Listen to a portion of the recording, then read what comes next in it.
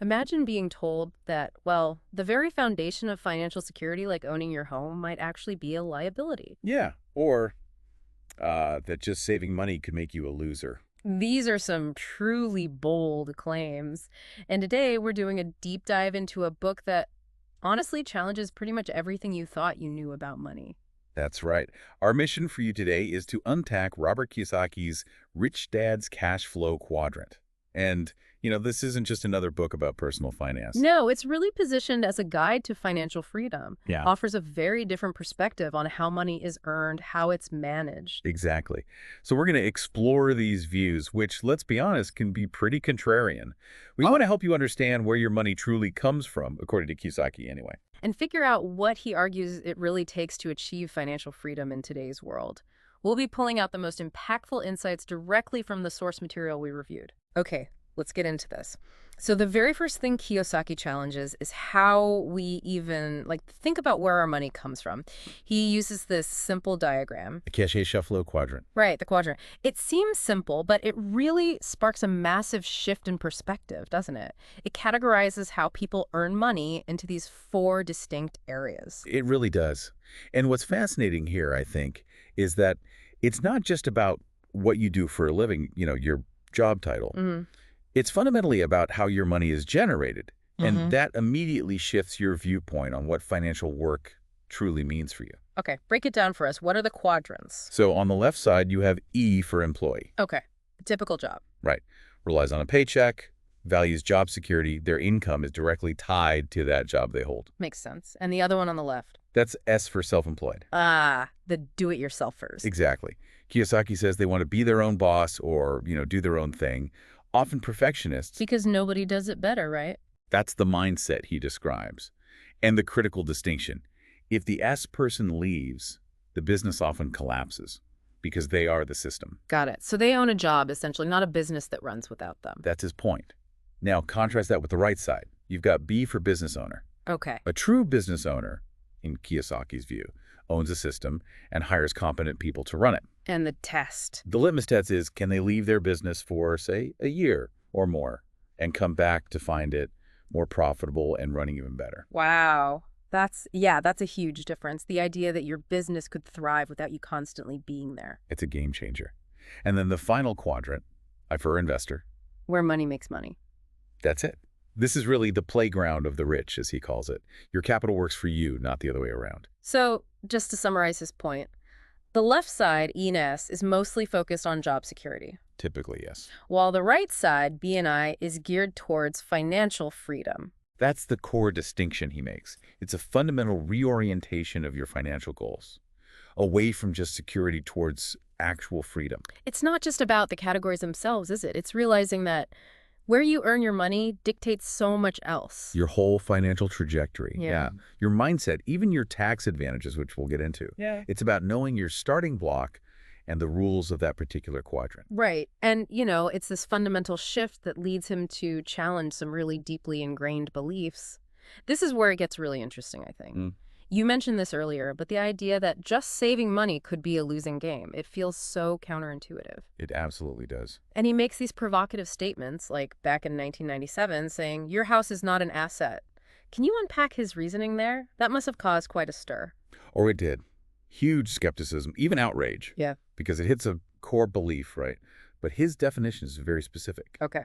An asset puts money in your pocket. A liability takes money out.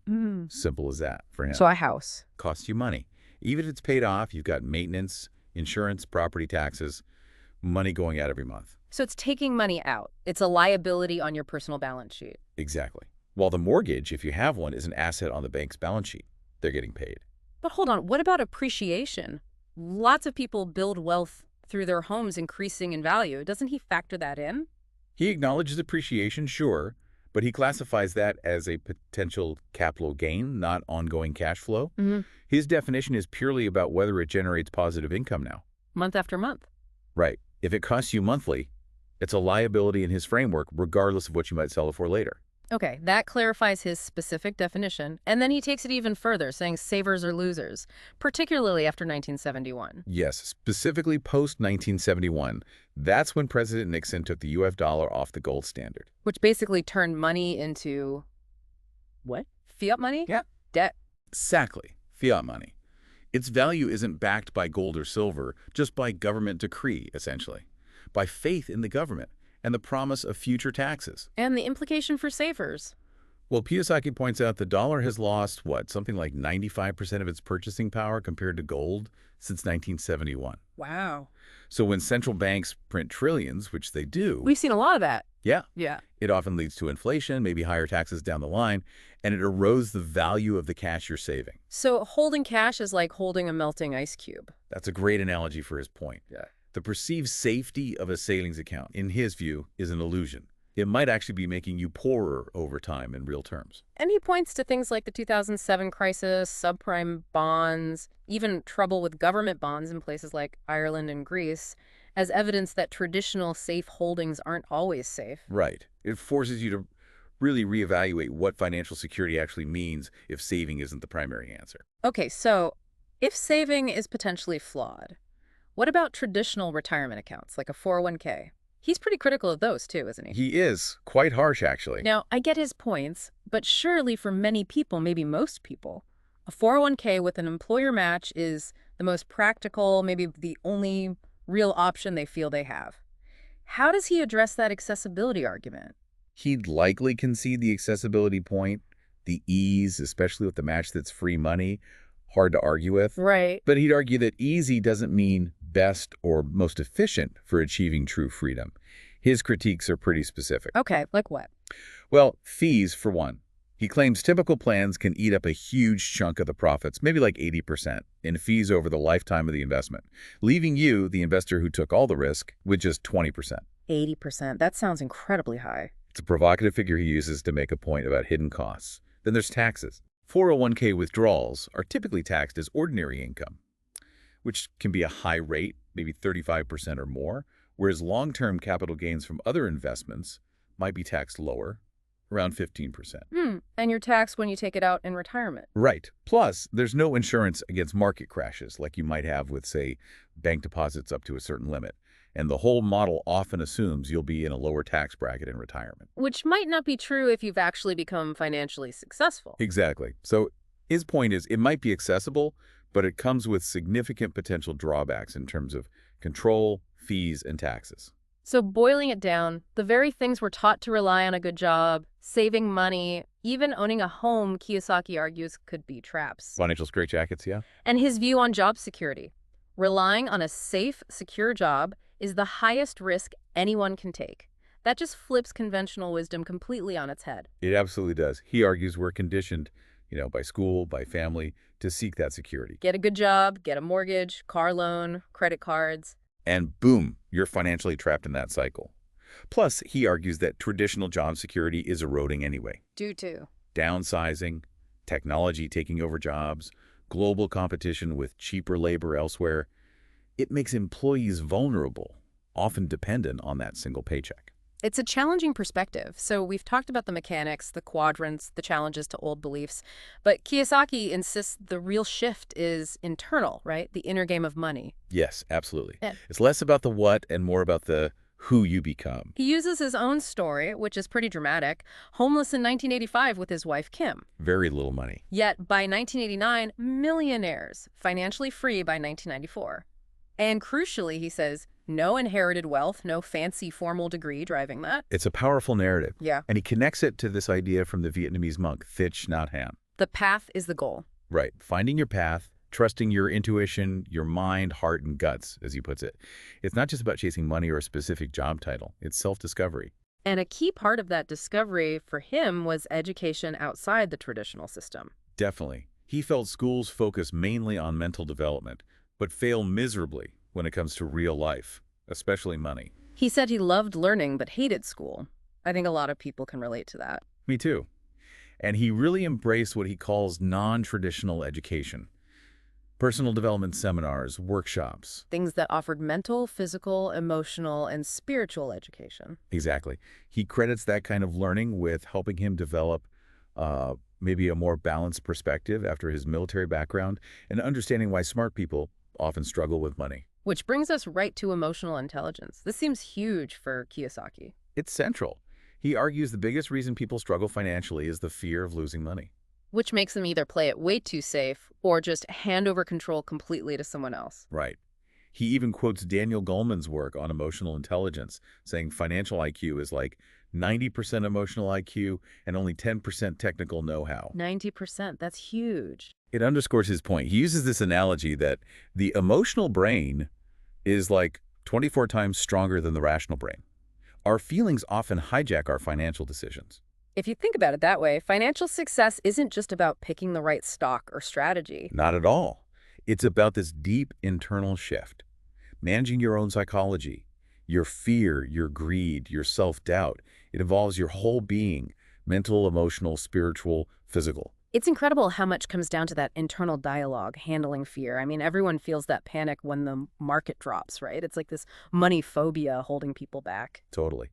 And he says successful investors learn to be emotionally neutral to winning and losing.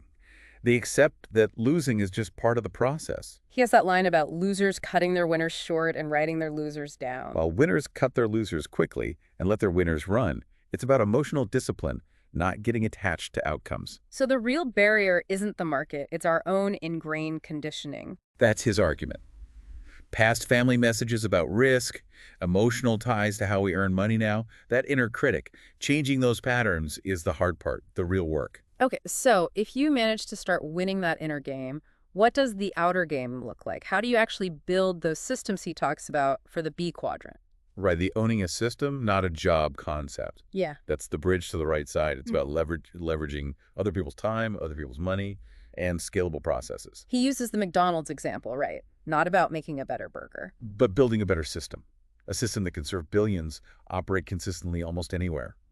He even says Bill Gates didn't build a great product initially, but a powerful global system around someone else's product. That idea of the business thriving without you, it can seem like a fantasy. How does he suggest people actually make that leap from S to B, from being the system to owning it? Well, he outlines three main paths or types of business systems to get into the B quadrant. Yeah. First is the traditional C corporation. Developing your own system from scratch. Yeah. Which is often the most challenging. Yeah. Requires a lot of different skills, technical and people skills. Very labor intensive initially. Okay, what's the second path? Franchises. You buy a system that's already built and proven. Like McDonald's again or Subway, etc. Exactly. This takes the system building part out of the equation mostly. Your focus then becomes more about developing the people to run the proven system. And banks, interestingly, are often more comfortable lending for a franchise because the system risk is lower. That makes sense. And the third type. Network marketing or multi-level marketing, direct distribution, it goes by a few names. Okay. Here, you buy into an existing system, often with a much lower entry cost. It frequently leverages technology and focuses heavily on building a network of people and developing their skills. So 3 different ways to potentially own a system rather than be the system. Right.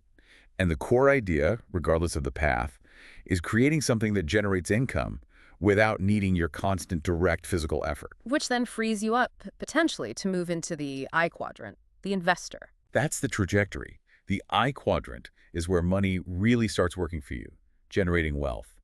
And he defines wealth in terms of time. Ah, yes, the number of days you could survive without working while maintaining your lifestyle. Exactly. How long could your assets support you? That's your measure of wealth. And the stats he uses are pretty stark. The rich get maybe 70% of their income from investments, the I quadrant. While the poor and middle class get maybe 80% from wages, the E or S quadrants. Which brings us to taxes. This is fascinating, the idea that Bs and Is have significant legal tax advantages. It's a huge part of the strategy. The ultra-rich, he argues, legally minimize taxes because their income comes primarily from the B and I quadrants, often structured within the asset column, not as regular income. How does that work practically? Well, using corporations, like an S Corp or C Corp, provides legal liability protection, that's one thing. But crucially, it allows the business to pay for many expenses before taxes are calculated. Expenses like? Potentially things related to the business, like travel, maybe even aspects of childcare if structured correctly, retirement plans. The business pays these, reducing taxable profit. An employee, on the other hand, gets paid. Taxes are withheld first, and then they pay expenses with what's left. It's a completely different flow. Pay taxes last versus pay taxes first. Fundamentally different. And real estate, as we touched on, has its own advantages. Depreciation allows you to deduct a paper loss even if the property is cash flowing. And the Section 1031 exchange. Right, allowing you to defer capital gains taxes by rolling profits from one investment property into another similar one. It's like they're playing a different game with different rules. He literally calls it a game, doesn't he? Who is indebted to whom? That's the name he gives the game of capitalism. Are more people indebted to you, or are you indebted to more people? That determines your position. And he uses his own early condo deal as an example, losing $100 a month initially. Yeah, a bad deal on the surface. But he didn't just sell it at a loss. He renegotiated the financing. Got the debt structured differently. Right. Lower interest, different terms, turned it into a property generating $80 a month positive cash flow, and he managed to finance it 100%, meaning none of his own cash was tied up. So an infinite return on his own money because he didn't put any in. Precisely. It shows how you can essentially create money from nothing by understanding finance, understanding debt, and playing the role of the bank, or structuring deals where risk is shifted. It's about financial literacy, not just working harder. Okay, this is a lot to take in, but it's powerful stuff. So if someone listening is thinking, okay, I get the concepts, I want to make a shift, what are the actionable steps? Kiyosaki lays out 7, right? Yes, his 7 steps to finding your financial fast track. It's about making it practical for you. Step 1. Mind your own business. Which sounds simple, but he means really know your own finances. Fill out a personal financial statement, list your assets, your liabilities, your income, your expenses. Understand where you are right now. Get brutally honest about your financial health. Exactly. And then set concrete financial goals, maybe for 1 year, 5 years, like increase passive income by X amount or reduce consumer debt by Y. Make it real. Okay, step 2. Take control of your cash flow. This has 2 key parts. First, pay yourself first. A classic. But he means really do it. Decide on a percentage of your income, put it into a separate investment savings account automatically, and don't touch it for anything else until you're ready to invest it properly. Treat it like a bill you have to pay. Discipline. And the second part of controlling cash flow. Reduce consumer debt. Get aggressive with it. Simplify. Maybe focus on just 1 or 2 credit cards. Stop taking on new long-term debt for liabilities. Find ways to pay more than the minimum. Yeah, find an extra $150, $200 a month, whatever you can squeeze out, and target it towards your debts. He mentions the snowball method, paying off the smallest debt first for the psychological win, then rolling that payment into the next smallest. The goal: be free of consumer debt maybe in 5-7 years. Debt for assets is different, but liability debt needs to go. Makes sense. Step 3. Know the difference between risk and risky. This is key. He insists business and investing themselves aren't inherently risky. What is risky then? Being unprepared, being undereducated, that's risky. Relying solely on that safe job, he says that's the biggest risk of all. So learn to manage risk, don't just avoid it out of fear. Okay. Step 4. Decide what kind of investor you want to be. He outlines 3 types. Type A looks for problems they can solve, often creating investments. Type B looks for answers, maybe analyzing deals. Type C looks for an expert to tell them what to do. And he encourages Becoming a student of the skills needed for B&I, be proactive. Go to financial seminars, read business books and newsletters, talk to brokers, maybe play his Cash Flow board game to simulate investing. Learn by doing, even if it's simulated at first. Got it. Step 5. Seek mentors. Crucial. Find people who are already successfully doing what you want to do, successful B's and I's. Learn from them. And be careful about advice from People still stuck in the E or S quadrants. Their perspective, their advice, will naturally be limited by their own quadrants' rules and mindset. He also suggests that exercise. Look at the 6 people you spend the most time with. because they often reflect your future. Or your current reality, yeah. Surround yourself with people who are moving in the direction you want to go. Okay, powerful advice. And step 6 is make mistakes. That sounds wrong. It does feel counterintuitive, doesn't it? But he means learn by doing. Start small baby steps. Put a little bit of money on the line in an investment or a small business venture. And expect to mess up sometime. Yes. Except that losing is part of winning. The key is to learn from the mistake. Don't let the disappointment paralyze you.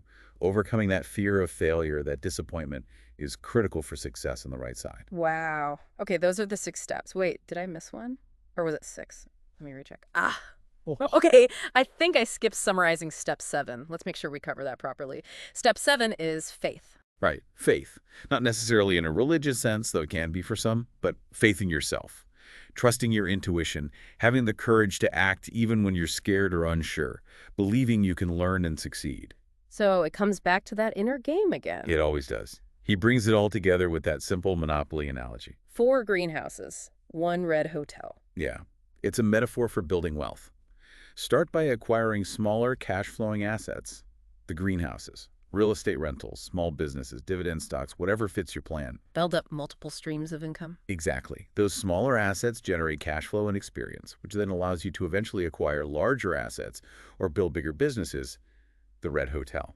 It's a process, not an overnight thing. And underlying all these steps, all these strategies, is his be, do, have philosophy. Yes. It's fundamental. You don't have wealth first, then do things, and then become wealthy. It's the other way around. You have to first become the kind of person who can operate successfully on the right side, change your mindset, your beliefs, manage your emotions. Right. That internal being shift dictates what you naturally do, the actions you take, the decisions you make. Which ultimately leads to what you have, the financial results, the freedom. It's not about needing money to make money. It's about developing yourself first. That internal transformation is the real key. It really reframes the whole journey. It's not just financial tactics, it's personal development. Absolutely. It's about transforming your entire relationship with money, risk, and yourself. Becoming someone who can navigate the financial world with confidence, resilience, seeing opportunity where others just see risk. So, wrapping this up, what does this all mean for you, the listener? It really means you have the power to redefine your financial reality. It might not be easy, but it's possible. One step at a time, focusing on that mindset shift, and then strategically managing your money based on these different principles. We've unpacked a lot today, from Robert Kiyosaki's Rich Dad's CASHFLOW Quadrant, challenged some core beliefs about assets, saving, job security. Explore the huge differences between being an employee, self-employed, a business owner, or an investor, and highlighted just how crucial emotional intelligence is in this whole financial journey. Kiyosaki leaves us with a powerful thought. He says, financial freedom might be free, but it doesn't come cheap. Freedom has a price, he continues, and to me, it's worth that price. The big secret is this. It takes neither money to be financially free, nor a good formal education. It also doesn't have to be risky. Instead, freedom's price is measured in dreams, desire, and the ability to overcome disappointments that occur along the way. And then he asks the question directly, are you willing to pay the price? It's a question for you to reflect on. Which quadrant do you want to primarily generate your income from? What are the subtle financial beliefs or traps that might be holding you back right now? Are you ready to maybe start that journey towards financial freedom, armed with some of these new, maybe challenging insights about assets, liabilities, and the real game of money? The path is yours to choose.